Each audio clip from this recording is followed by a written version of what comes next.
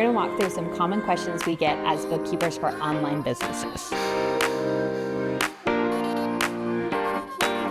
The first one, the question we get asked the most is, I am profiting and I know I'm profiting well, but where is all that money? The answer, my friend, is cash flow. So there is always money flowing in and out of your business. Now you have your revenue and you have your expenses and you're left with your profit, but that is not the whole picture. There's other money coming in and out of your business, and that is shown on the cash flow statement. That's why it's so important to not only look at your P&L, but also look at your cash flow statement and your balance sheet. If you want to learn more about this topic, check out our full cash flow video. The next one is, should I become an S-Corp? What even is an S-Corp? Now, an S-Corp is a way to save money on your taxes, and who doesn't want that? But it's really important to wait until the right time to become an S-Corp. We recommend waiting until you've hit about $75,000 in profit, not revenue, and then talking to your CPA or tax preparer about becoming an S-Corp. Let's do a quick breakdown. Let's say your single member LLC is profiting about $100,000. You're probably going to pay around $15,000 in self-employment taxes. Let's say instead you decide to become an S-Corp. One thing to note about S-Corps is that you have to pay yourself a salary through payroll. We recommend something like Gusto. Let's say you pay yourself a salary of $55,000. Your employer payroll taxes on that $55,000 are going to be about $8,000. That means you're saving about $6,000 in taxes. Think of what you could do with that $6,000. Now, quick caveat, this is merely an example. You will want to talk to a CPA about becoming an S-Corp because there are a lot of factors and intricacies that go into that decision. The next one is, do I need a bookkeeper or an accountant? Or both. An accountant is going to focus on taxes and the very big picture planning. A bookkeeper is going to handle the day-to-day details, making sure your books are accurate and making sure you're on track to hit your money goals.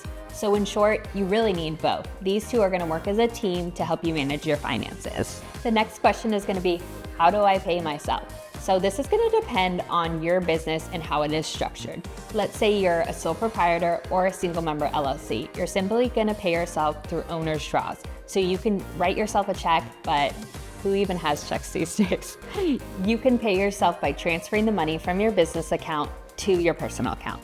If you're something like an S-Corp, you're going to have to pay yourself through payroll. We recommend using something like Gusto because they're really simple, easy to use, and the cost is not very much. The next question is, what bookkeeping software should I use? Now, there are so many out there. We prefer Xero. We love them for their customer service, their good prices, and the fact that they integrate so well with other softwares like Stripe, Square, and really whatever else you can use for your business. The next question is, do I have to keep track of all of my business receipts? And the answer is yes, but it is not as hard as you think. You don't have to keep a shoebox full of receipts at the bottom of your drawer.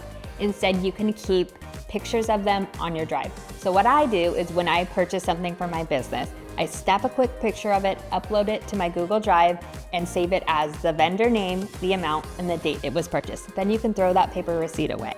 The next question is, how much should I keep in savings? We recommend having a couple different savings accounts. One is going to be your tax savings account. You're going to want to keep 25% of your profits in this account. Now, on a monthly basis, once you do your numbers and you know exactly how much you're profiting, just transfer that over and forget about it.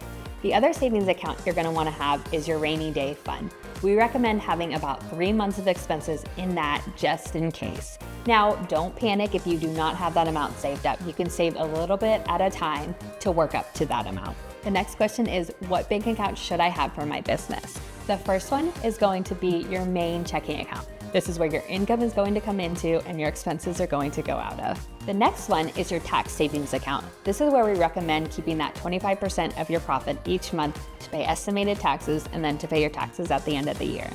The next one is going to be your emergency fund. We recommend keeping 3 months of expenses in here just in case.